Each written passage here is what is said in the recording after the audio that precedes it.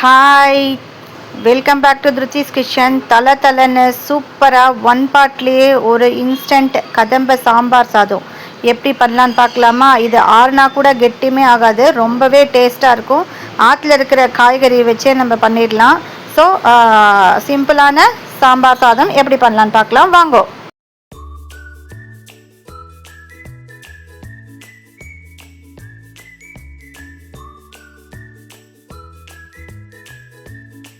Hi, welcome back to Ruthi's kitchen. Ruthi's கிச்சனில் இன்றைக்கி சிம்பிளான ஒன் பார்ட் சாம்பார் சாதம் எப்படி பண்ணலான்னு பார்க்கலாம். இது நான் பிளான் பண்ணலை எதுவுமே, ஜஸ்ட்டு காத்தால டிஃபன் கொஞ்சம் ஹெவியாக எடுத்ததுனால மத்தியானம் லஞ்சு சிம்பிளாக வச்சுக்கலாம் அப்படின்னு சொல்லிட்டு தான்.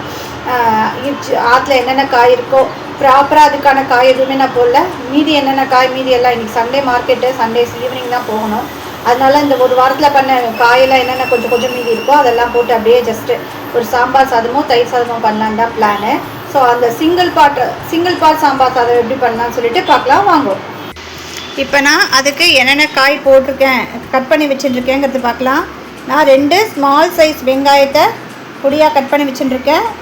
முருங்கைக்காய், சௌ, கொத்தவரங்காய், சுரைக்காய், புடலங்காய், கேரட், இந்த காய் தான் என்கிட்ட இருந்தது. உங்கள்கிட்ட வேறு அவரைக்காய் வேறு என்ன காய் இருந்தாலும் போட்டுக்கலாம். நான் சும்மா ரேண்டமாக ஒரு இன்ஸ்டண்ட்டாக பண்ணுறதுக்காக நான் இதை ரெடி பண்ணியிருக்கேன். இதை கட் பண்ணி வச்சுட்டுருக்கேன். அதுக்கப்புறம் ஒரு சின்ன லெமன் சைஸ் புளியை ஊற வச்சுருக்கேன். அதுக்கப்புறம் இந்த கிளாஸால் 3 கிளாஸ் ரைஸ் எடுத்துட்டுருக்கேன். அதில் இவ்வளோ அரைக்கு மேலே தோரம்பருப்பு 2த்தையும் நான் நல்லா சுத்தமாக அலம்பி தண்ணியில் அலம்பி வச்சுட்டுருக்கேன். அதுக்கப்புறம் ஜஸ்ட்டு இது பொடி வறுத்து அரைக்கலாம். தேங்காய் போட்டால் ரொம்ப நல்லாயிருக்கும். என்கிட்ட தேங்காயும் இல்லை இன்றைக்கி. ஜஸ்ட்டு பொடி வறுத்து அரைக்கிறதுக்காக பெரிய கரண்டியால் ஒரு கரண்டி தனியா, அதில் பாதி கடலைப்பருப்பு பாதி தோரம்பருப்பு, அதுக்கப்புறம் கருவேப்பிலை, வெந்தயம், 4 மிளகு, காஞ்ச மிளகா, இது வறுத்து பொடி பண்ணுறதுக்காக வச்சுட்டுருக்கேன். இப்போ அடுப்பில் வானலியை போட்டு இந்த பொடியை வறுத்து வச்சுக்கலாம். அதுக்கப்புறம் நம்ம சாம்பார் சாதத்துக்கு ரெடி பண்ணிக்கலாம். பாருங்க, அடுப்பு ஆன் பண்ணிவிட்டு வானலியை போட்டு நான் அதில் சும்மா ஒரே ஒரு ஸ்பூன் எண்ணெய் போட்டுருக்கேன். இதில் அந்த வறுக்க வேண்டிய சாமான் தனியா, அதுக்கப்புறம் வெந்தயம், 2 மிளகு, தோரம்பருப்பு, கடலைப்பருப்பு, அப்புறம் கருவேப்பிலை எல்லாத்தையும் ஒன்றா போட்டு ஜஸ்ட்டு நம்ம ரோஸ்ட் பண்ணி எடுத்துக்கலாம். நல்லா ப்ரௌனாக வாசனை வர அளவுக்கு வறுத்து எடுத்துக்கலாம். நீங்கள் இதில் தேங்காய் இருந்தால் தேங்காய் ஆட் பண்ணிக்கோங்க, ரொம்பவே டேஸ்ட்டு ரொம்ப நல்லாயிருக்கும். அதே மாதிரி காய் உங்கள்கிட்ட என்னென்ன காய் இருந்தாலும் அதையும் சேர்த்து ஆட் பண்ணிக்கோங்க. இப்போ இதெல்லாம் நம்ம நல்லா வறுத்து பொடி பண்ணிக்கலாம். வறுத்ததுக்கப்புறம் நான் உங்களுக்கு காட்டுறேன். பாருங்க, எல்லாத்தையும் சேர்த்து ப்ரௌனாக ட்ரை ரோஸ்ட் பண்ணி எடுத்துகிட்டு உங்கள்கிட்ட காட்டுறேன். பாருங்க, எல்லாம் சேர்ந்து ப்ரௌனாக வறுப்பட்டு நான் இதை ஒரு பிளேட்டில் மாற்றி ஆற வச்சுக்கிறேன். அதுக்குள்ளே இங்கே சாம்பார் சாதத்துக்கு தாளித்து காயெல்லாம் வதக்கிக்கலாம்.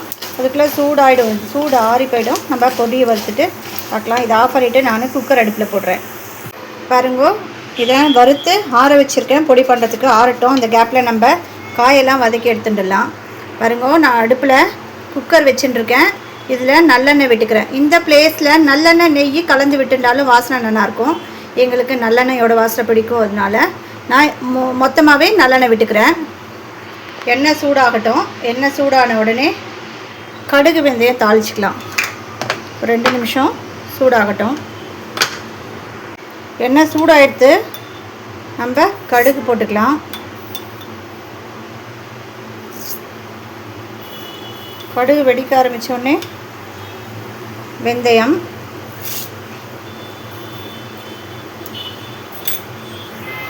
ரெண்டு சேர்ந்து நல்லா மிக்ஸ் ஆகட்டும்.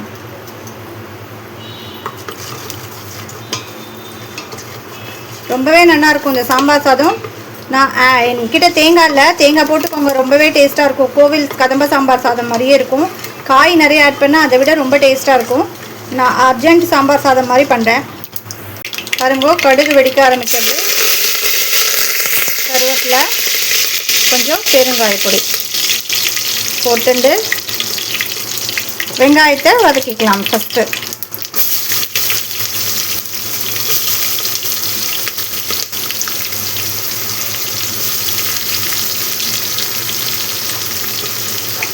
வெங்காயம் வேண்டாம்னு நினைக்கிறவா வெங்காயம் போட வேண்டாம்.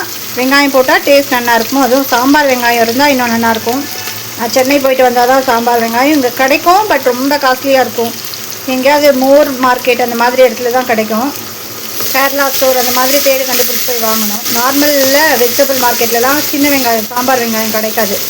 ஒன்று ஆன்லைனில் புக் பண்ணிக்கணும், ஜெப்டோவில் அந்த மாதிரி கிடைக்கும். கொஞ்சம் காசு ஜாஸ்தியாக இருக்கும் நமக்கு. ஸோ பாருங்கோ, வெங்காயத்தெல்லாம் சேர்ந்த மாதிரி நல்லா வதக்கிட்டு நம்ம ஒரு காயாக ஆட் பண்ணிக்கலாம்.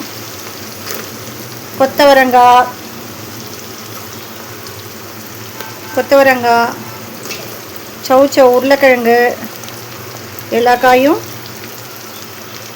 ஒன்றா போட்டுடலாம். ஒன்றா போட்டு ஒரு வதக்கிடலாம்.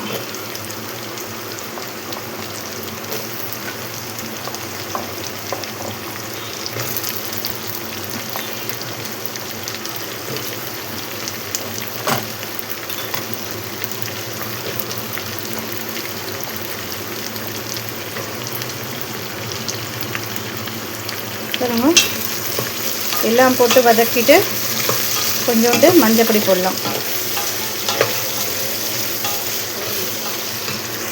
பாருங்க, நான் கொஞ்சம் மஞ்சள் பொடி போடுறேன்.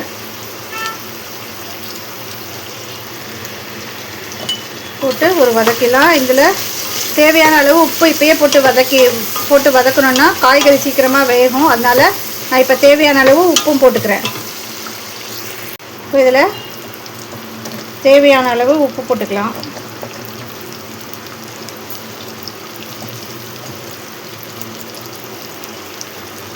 போடலைன்னா அப்புறம் பார்த்துட்டு போட்டுக்கலாம். இப்போ போட்டிருக்கேன். பாருங்க, காயெல்லாம் நல்லா வதக்கிடணும்.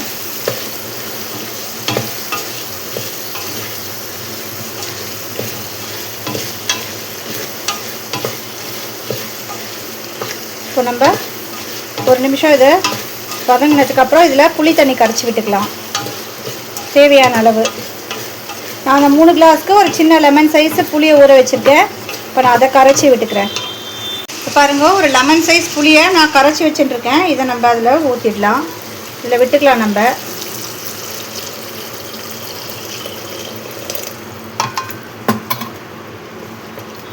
இதில் விட்டுண்டு இப்போ நம்ம தண்ணி அளந்து விட்டுக்கலாம். தண்ணி எப்படின்னா, நம்ம இது கொஞ்சம் குழஞ்சி தலை இருந்தால் தான் நல்லாயிருக்கும். கெட்டியமாக இருந்தால் சுத்தமாக நல்லா இருக்காது. அதனால் 1 கிளாஸ் அரிசிக்கு நான் 3 கிளாஸ் தண்ணி விடுவேன். அதாவது உங்கள் சௌகரியம் 2 விட்டு, நார்மல் ரைஸ்க்கு நம்ம 2 விடுவோம் இல்லையா, இது இன்னும் 1 எக்ஸ்ட்ரா விட்டால் நல்லா சாம்பார் ரைஸ் சூடு ஆனாலும் நல்லா தலைன்னு இருக்கும். ஸோ அந்த பேஸஸில் நான் இப்போ 3 டம்ளர் தண்ணி எடுத்துட்டுருக்கேன் இல்லையா, 6, 8, 9, 10 டம்ளர் தண்ணி விடுறா கரெக்டாக இருக்கும். 9 விடுறேன். ஏன்னா இந்த புளி தண்ணி கூட இருக்குது, அது கூட ஆட் ஆகிக்கும். பரவாயில்ல, அது நீங்கள் சேர்க்க வேண்டாம். 1க்கு 3 கணக்கு வச்சு விடுங்க. 1 டம்ளர் நீங்கள் அரிசி 1 டம்ளர் நீங்கள் அரிசி மொத்தமாக 3 அரிசி ப்ளஸ் 3/4 பருப்பு 4 இருக்குதுன்னு வச்சுக்கோங்களேன். ஜென்ரலாக 8 தண்ணி விடுவோம் இல்லையா, இது ஒரு 3 சேர்த்துக்கோங்க. அவ்வளோதான். 8, 9, 10, 11 தண்ணி விட்டுக்கலாம். இப்போ நான் 11 தண்ணி எடுத்து வச்சுக்கிறேன். தண்ணி எடுத்து வச்சுட்டு உங்ககிட்ட காட்டுறேன். நான் இந்த சொம்பில் 8 தண்ணி எடுத்துட்டுருக்கேன். இன்னும் 2 விட்டுக்கலாம். நான் 8 இப்போ தண்ணி எடுத்துட்டுருக்கேன்.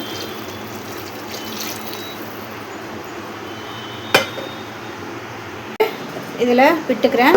மொத்தம் 10. ஆல்ரெடி புளி தண்ணி ஒரு 1.5 கிளாஸ் இருக்கும். சரியாக போயிடும் கணக்கு. 1க்கு 3 கணக்கு வச்சுக்கோங்க. சரியா? ஓகே. அப்போ அந்த பருப்புக்கு 1 கணக்கு வச்சுக்கோங்க. ஹாஃப்னா அதுக்கு 1 கணக்கு வச்சுக்கோங்க. அப்படி கணக்கு வச்சுக்கோங்க, கரெக்டாக இருக்கும். பாருங்க, இப்போ எல்லா தண்ணியும் சேர்ந்து ஒரு கொதி வரட்டும். அதுக்குள்ளே நம்ம இந்த சாம்பார் பொடியை அரைச்சின்னு வந்துடலாம். அரைச்சின்னு வந்ததுக்கப்புறம் நம்ம அந்த அரிசியை போட்டு மூடி 3 விசில் விட்டுட்டோன்னா சூப்பரான கதம்ப சாம்பார் சாதம் ரெடி ஆகிடும். இப்போ நான் இதை பாருங்க, இதை சூடு ஆறிடுத்து நான் மிக்சியில் போட்டு நல்லா பொடிச்சின்னு வந்துடுறேன். அதுக்குள்ளே அந்த தண்ணி கொதிக்கட்டும். பொடியை நல்லா அரைச்சின்னு வந்துட்டேன். இப்போ நம்ம புளி தண்ணி இதெல்லாம் வச்சுருக்கோம் இல்லையா, இதில் நம்ம போட்டுக்கலாம். உங்களுக்கு இது மட்டும் போடல, சாம்பார் பொடியும் சேர்த்து போட்டுக்கிறதுனாலும் போட்டுக்கலாம், ஆட் பண்ணிக்கலாம். நான் இன்றைக்கி எனக்கு இதுவே போகிறோம். நான் இதோடையே விட்டுக்கிறேன். நீங்கள் சாம்பார் பொடி வேணாலும் சேர்த்து ஆட் பண்ணிக்கோங்க. 2மே மிக்ஸ் பண்ணி போட்டாலுமே நல்லாயிருக்கும். மொத்த பொடியும் போட்டுட்டு காட்டுறேன். பாருங்கோ, எல்லாத்தையும் சேர்த்து நான் மிக்ஸ் பண்ணிட்டேன். தண்ணி ரொம்ப கொதி வரணும்னு அவசியம் இல்லை. 1 பாட்டுங்கிறதுனால தண்ணி சூடானா போதும். இதில் நான் 3 டம்ளர் அரிசி எடுத்துட்டுருக்கேன். அதில் அரைக்கி கொஞ்சம் கூட துவரம்பருப்பு நல்லா வாஷ் பண்ணி வச்சுட்டுருக்கேன். தண்ணியெல்லாம் வடிச்சிட்டு எடுத்துட்டுருக்கேன். இதில் போட்டுக்கலாம்.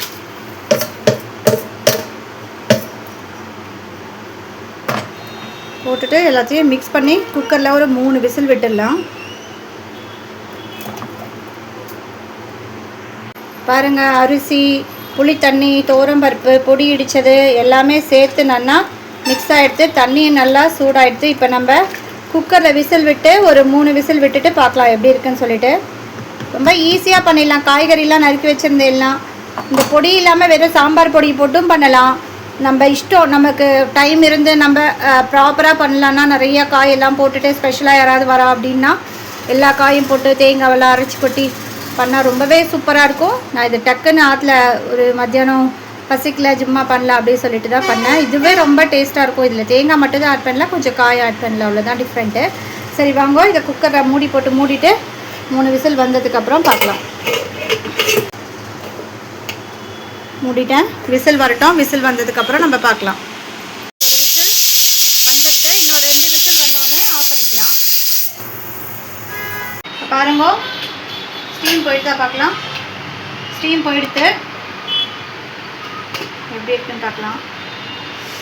சூப்பராக இருக்குது. இது இப்படி தான் இருக்கும். நம்ம மிக்ஸ் பண்ணால் கரெக்டாக இருக்கும். நல்லா தலைன்னு பாருங்க, நல்லா குழஞ்சு கரெக்டான கன்சிஸ்டன்சியில் இருக்கும். பாருங்க,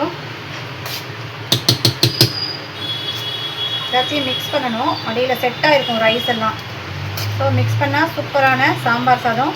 இது மேலே நம்ம வாசனைக்கு நெய், இல்லை நெய், நாங்கள் நல்லெண்ணெய் பிடிக்கும், நெய் பிடிக்கிறவா நெய் போட்டுக்கோங்க. பாருங்கள், சூப்பரான கதம்ப சாம்பார் சாதம் ரெடி ஆகிடுது. பாருங்க, தலைன்னு எவ்வளோ நல்லாயிருக்கும். சூடு ஆறினாலும் இது கெட்டியுமே ஆகாது. பாருங்க, சூப்பராக தலைன்னு ஒரு கதம்ப சாம்பார் சாதம் சிம்பிளாக 1 பார்ட்லேயே ரெடி ஆகிடுது. நான் ஒரு பவுலுக்கு மாற்றிட்டு உங்ககிட்ட காட்டுறேன். இதுக்கு தொட்டுக்கிறதுக்கு இன்றைக்கி அப்பளம் தான். இது மேலே கொஞ்சம் டேஸ்ட்டுக்காக நல்லெண்ணெய் விட்டுக்கிறேன், நல்லாயிருக்கும் டேஸ்ட்டு. கொஞ்சம் கொத்தமல்லி, கருவேப்பிலை. ஃபைனலாக நம்ம சாம்பார் சாதத்துக்கு, வெட்டை குழம்புக்கெலாம் சொட்டு மேலாப்பில் நல்லெண்ணெய் குத்திட்டா ரொம்பவே டேஸ்ட்டு நல்லாயிருக்கும். பாருங்க, தலைன்னு எவ்வளோ நல்லா சாம்பார் சாதம் ரெடி. ஒரு பவுலில் மாற்றிட்டு நான் உங்களுக்கு காட்டுறேன். பாருங்க, தயிர் சாதம்,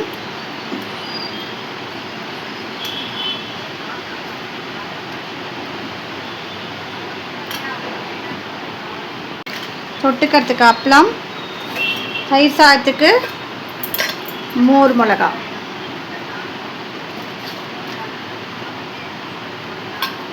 சாம்பார் சாதத்துக்கு லஞ்ச், சிம்பிளான லஞ்ச் எங்காத்தில் ரெடி ஆகிடுது. தலைன்னு எவ்வளோ சூப்பரான சாம்பார் சாதம் ரெடி ஆகிடுது. அதுக்கு காம்பினேஷனாக தயிர் சாதம், அப்பளம் எல்லாமே ரெடி ஆகிடுது. எங்கள் ஆத்தில் லஞ்சு, சிம்பிளான லஞ்ச் ரெடி ஆகிடுது. நெக்ஸ்ட் ஒரு இன்ட்ரெஸ்டிங்கான வீடியோவில் பார்க்கலாம். இதே மெஷர்மெண்ட்டோட பண்ணி பார்த்துட்டு எப்படி இருக்குன்னு எனக்கு கமெண்ட் பண்ணுங்க. நெக்ஸ்ட் இன்ட்ரெஸ்டிங்கான வீடியோவில் பார்க்கலாம். பாய்.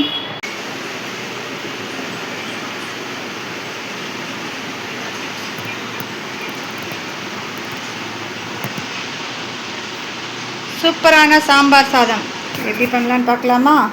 ரொம்ப சிம்பிளாக 1 பார்ட்டில் ஒரு சாம்பார் சாதம் எப்படி பண்ணலான்னு பார்க்கலாம் வாங்க. பாருங்க, சூப்பரான சாம்பார் சாதம் ஆவி பறக்க சூப்பராக சாம்பார் சாதம் ரெடி ஆகிடுது. பாருங்க, சூப்பரான சாம்பார் சாதம் ரெடி ஆகிடுது. இதே மாதிரி பண்ணி பார்த்துட்டு எப்படி இருக்குன்னு எனக்கு கமெண்ட் பண்ணுங்க. தேங்க்யூ.